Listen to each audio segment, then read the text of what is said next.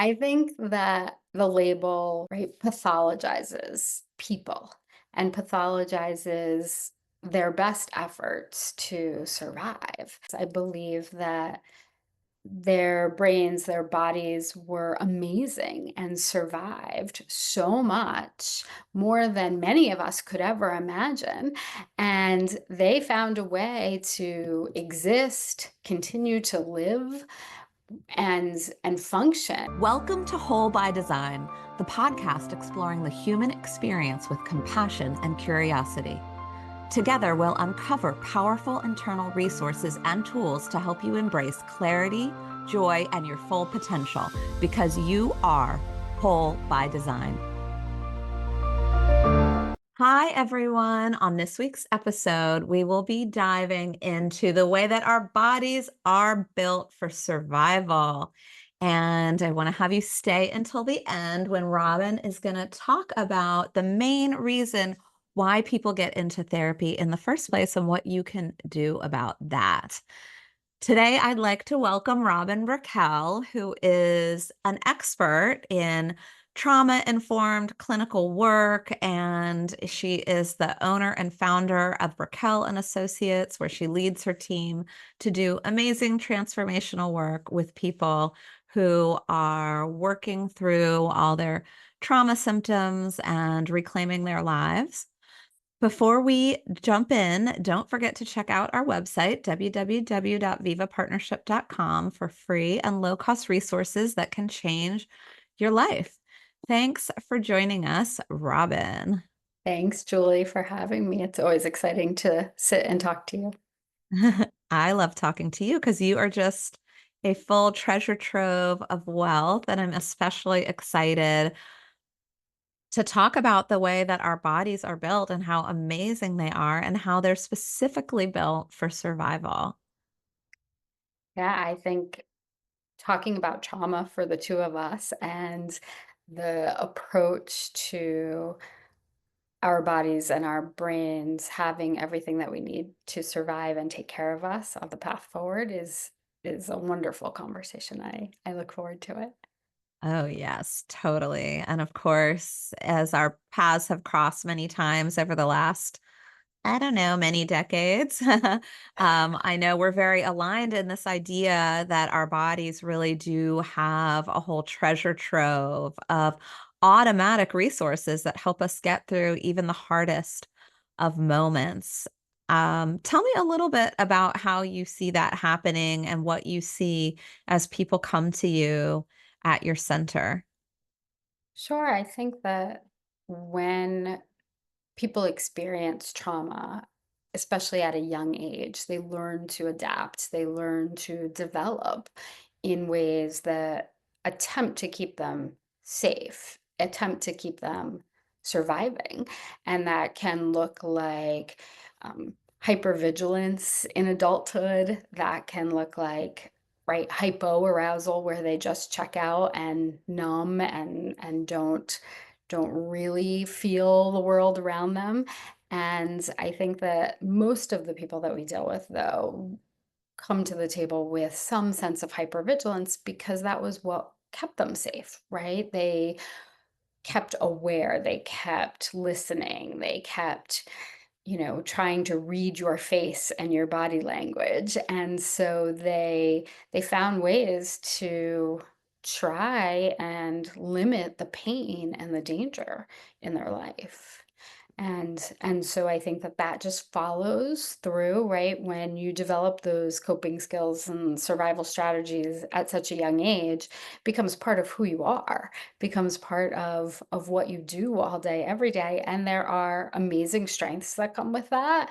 And at times there are reminders of how maybe you don't need those coping skills in adulthood anymore. Maybe life is different.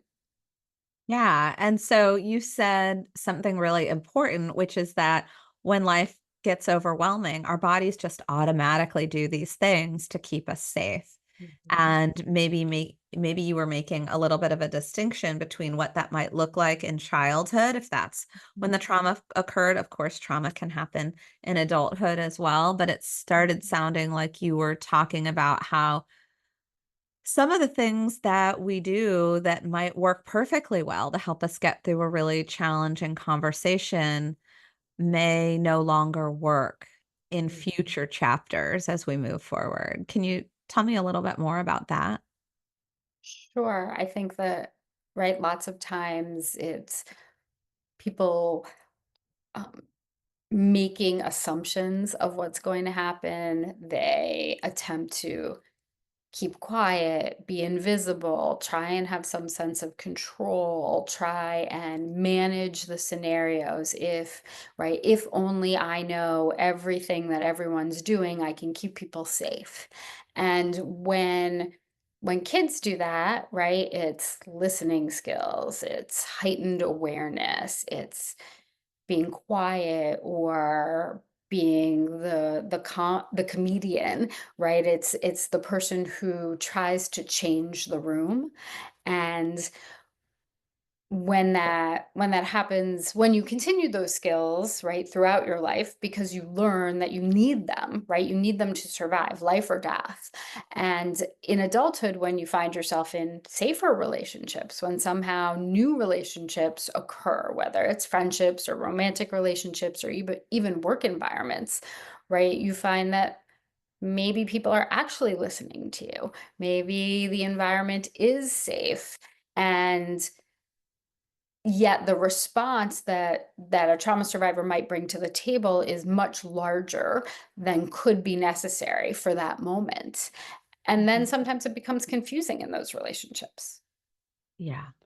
Right. So it's no longer useful anymore. It no longer serves them in the same way that it did, right? When they were younger, it served, or it felt like it served for a purpose of good, of survival, right? The best it could possibly be. And in adulthood, it might mean that partners are confused, right? Colleagues are confused. How did you get from point A to point B? Right? Mhm. Where how did you get there? And the amount of survival that you need in those relationships is more limited, right? Mhm. It's like putting on full blast when you really only need to turn the dial up a notch or two. Mhm. And so how do you end up helping people readjust to what the present day offers as opposed to having it on full blast?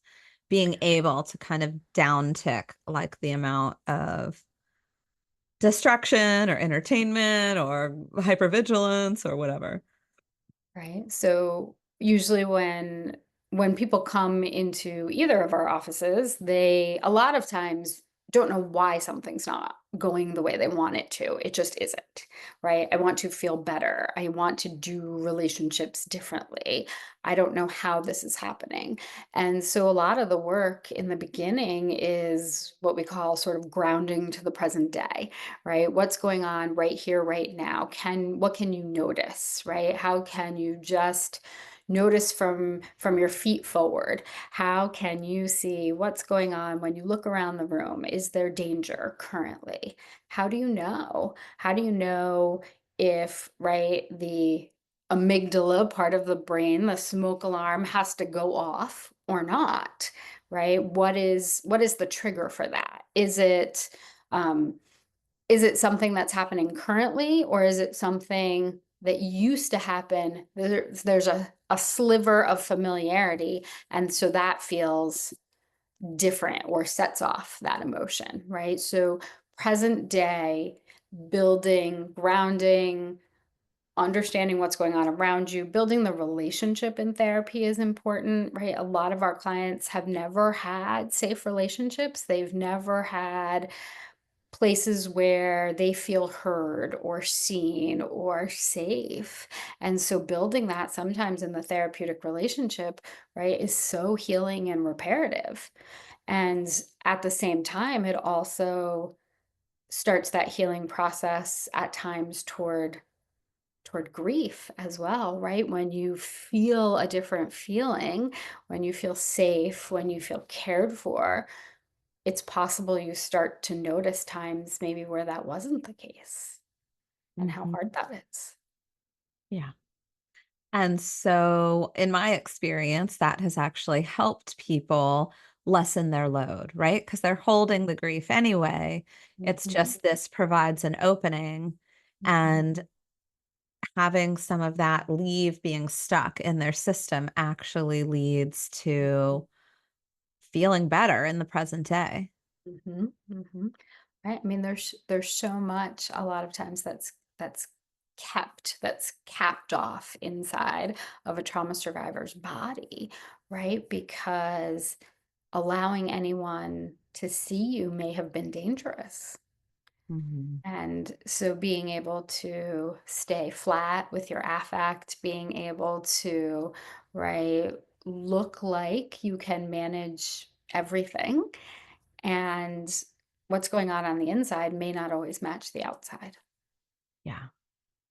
And we spoke a little bit earlier. You specifically mentioned the diagnoses of being borderline and how there's really a very different way of understanding that, or maybe even stepping away from the labels, which we're super into here at Whole by Design, right? Because labels really reduce someone into a very small subset of what their symptoms look like, as opposed to looking at the bigger picture. So can you tell me a little bit about how you see that label and what you kind of think about it and how you work with it or not work with it? I think that the label, right, pathologizes people and pathologizes their best efforts to survive. And I think So pathologize meaning like making someone into kind of less than or reducing them just to a diagnosis. right, Putting there's something wrong with them, yeah. right? And I believe that that's actually not the case. I believe that their brains, their bodies were amazing and survived so much more than many of us could ever imagine. And they found a way to exist, continue to live and function. And a lot of people are labeled borderline, which is not a term I love at all, because their emotions are big, because they might swing from one to the other, because right they have a lot of protective parts, right? They have a lot of pieces of themselves they don't want to get hurt again. They don't want to feel that pain, so a lot of times they will leave first, they will lash out. And when trauma survivors feel unsafe, they are literally fighting for their lives, right? Mhm. Fight, flight, freeze. And when they feel safer, the coping strategies, the survival mechanisms that they need can also get toned down. Right. Mhm. So, in working with trauma survivors on an everyday basis, the first and most important aspect of that is building safety, right? Mhm. Consistency, honesty, authenticity, right? Noticing the space of the room, really doing what you say you're going to do, right? Really being there and showing up. And I think for so many trauma survivors, they haven't had that. Someone will say they'll do something and they won't, or they're supposed to do something because of a role and they do something that's exactly the opposite, that's hurtful, that's painful. And so I think we as therapists are in a beautiful place where we get to provide that safety, that showing up for someone, and really just helping them notice that when they show up, right, that's all inside of them as well. So when we show up together in a way that feels safe, that communicates safety, that talks about the discomfort, and even talking about it is okay, then it allows them to do something they've never done before, which is be possibly in a safe relationship and figure out, oh, how do I manage my emotions? What do I need to do? Are these protective parts of me necessary in all of my relationships? Maybe not. Maybe they were. Maybe they're not now. So do you have a story that's kind of top of mind where you can protect like client confidentiality or maybe make a composite of a few different clients together where you've seen someone who's been given this label outside in the world and you've been in relation and watched it change? Because I think that's a really important story. I think a lot of times people get caught up in a label, and some of these labels, that one in particular, by definition, you're not able to change it, right? It's a personality trait. And Mhm. so I think that's a really important message of hope for people that those labels don't have to be the end of the story. And there's plenty of people who don't even ascribe to them in terms of the way they see the human experience. Yeah, I'm trying to think of how to put together some ideas without Mhm. that being that having identifying information. I think it's just important to notice, right? Clients who notice the longings, notice the black or white thinking, the either or, the extreme. I don't like what you're saying, so you must be hurting me versus I don't like what you're saying, let's talk about it.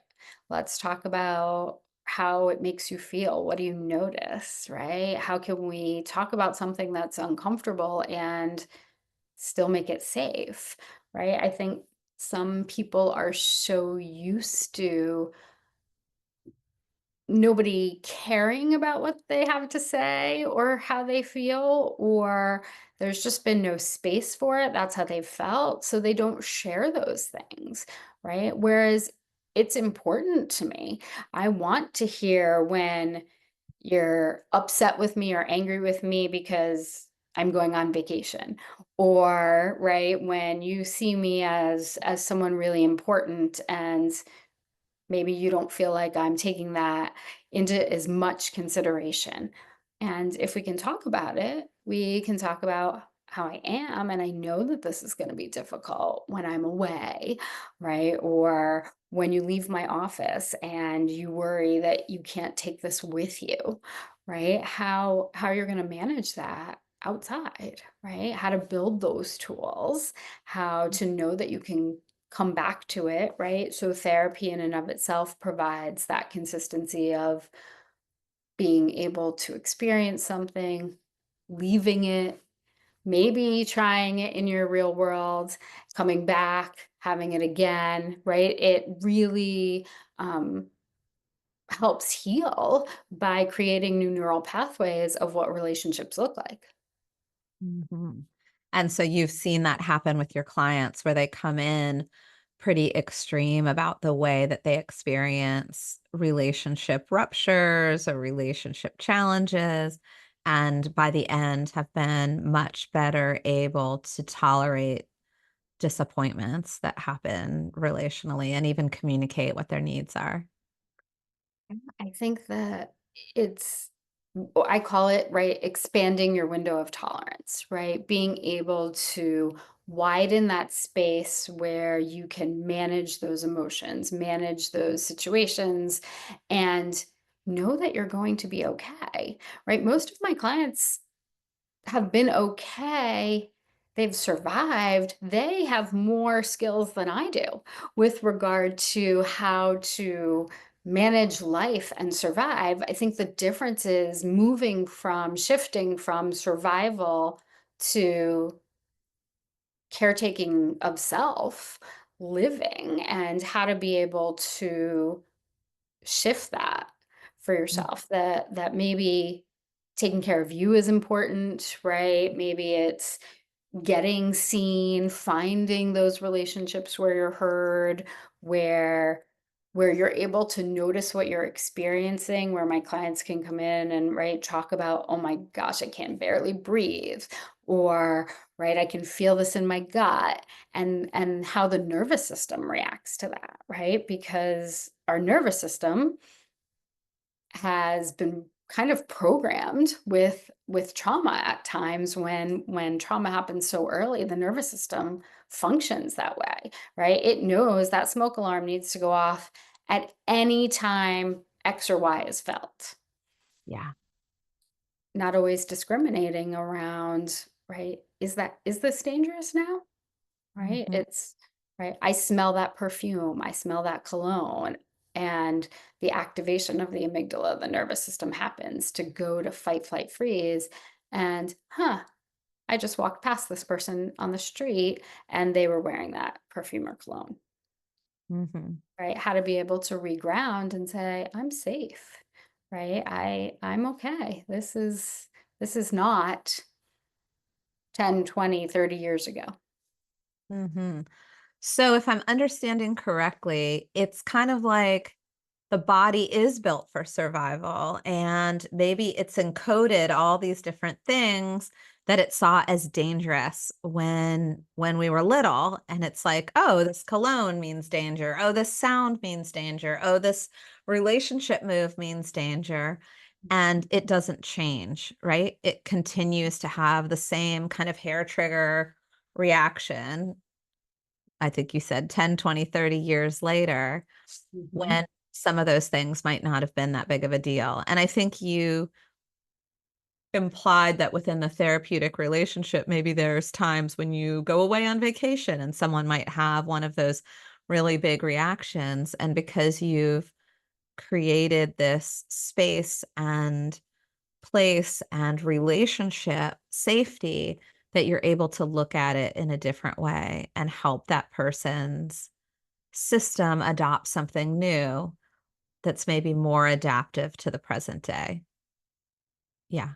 Yeah, yeah, right. It's that post-traumatic growth, right? Uh-huh. It's the I love I that. Post-traumatic growth.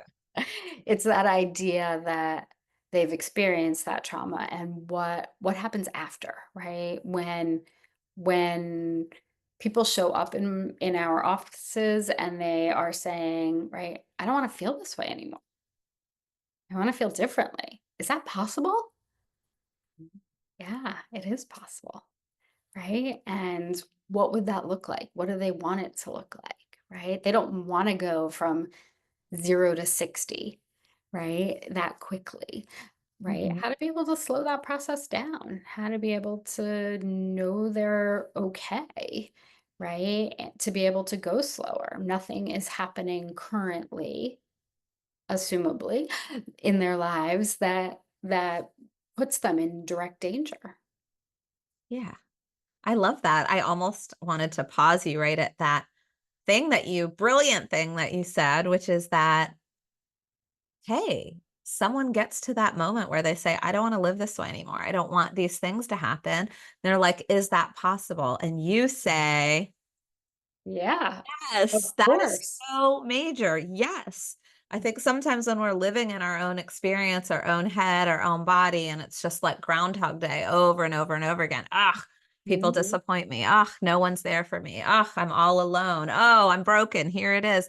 And it feels like that is the only reality that's possible. And you are here to put flag in the ground and say, it is possible. It is possible to change the way that you're experiencing life. I think that's amazing. I love that message of hope. Absolutely. That's what we do. I'm not sure I could do my job every day if it wasn't possible, right? To be able to see the growth, to see the change, to see the hope, to see where people go when they have the resources, when they feel safe, right? I Yeah. think that people can go anywhere when they feel safe. Yeah. So great. And I'm sure that sustains you having all those stories of people who have changed, where they come in a certain state and they change and are really reaping the benefits in their lives with relationships and their professional lives of being able to experience those kind of changes. Yeah, that's why we do what we do. That's right. Otherwise, it wouldn't feel so good. I can say when people ask all the time, right, how do you hold so much pain all day, every day? I first of all, I get the honor of being able to walk alongside, to show up for people who have never had anyone show up for them and or minimal people. And I get to be there. I get to show up. I get to see their pain. I get to help hold that with them. And I get to help hold the growth as they move forward, as they discover the, oh, I don't have to feel this way any longer. Right? I feel better. I feel different. I'm actually enjoying life. This is fabulous, right? That's it. That those are the moments. I love it. That's so awesome. Well, we're getting to that moment. It's always so great to talk to you, Robin. But as promised, we said that you have seen something over the course of your how many years have you been doing this now? I don't know, like 27?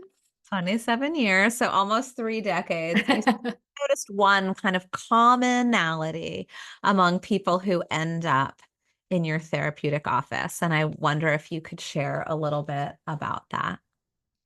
Yeah, I mean, I say this regularly. My clients would know this, be able to say this for me, but it is that people show up in therapy. People come to therapy when those coping strategies, when those survival mechanisms are no longer working for them, right? I'm doing the same thing and it's not giving me the same result as I had before. So when the coping strategies, the survival strategies, when they stop working, that's when people start looking for something different. And that's when the growth happens. I love it. So it's almost like if I picture, oh my gosh, coping strategies aren't working anymore. I imagine life starts to get super unmanageable. Like things are not working, things are breaking down, relationships, business, personal health, whatever it might be. And you're saying, hey, yeah, all that stuff sucks. And this Correct. might be just the opportunity where you can really start to change the paradigm you've been living with, move Abs- into that post traumatic growth. this is the moment of that decision tree, right? I go left, I go right. And I keep doing the same thing over and over, and it's giving me the same result, right? Which isn't working recently, or I try something different. And I get success. I get to feel good. Ah, love that. Get to feel good. So our bodies are really built for survival, and sometimes those survival mechanisms are for a past chapter and they've outlived their usefulness, and this is this great moment when the coping strategies are no longer working, that there's real opportunity. Thank you so much, Robin, for joining me here on Whole by Design, and for you listeners as well. I hope it left you feeling inspired to toss out the labels, embrace new perspectives, and take one step closer to the joy and clarity that you deserve. As always, visit www.vivapartnership.com to access our amazing free and low cost resources that will empower you and your loved ones on health and healing.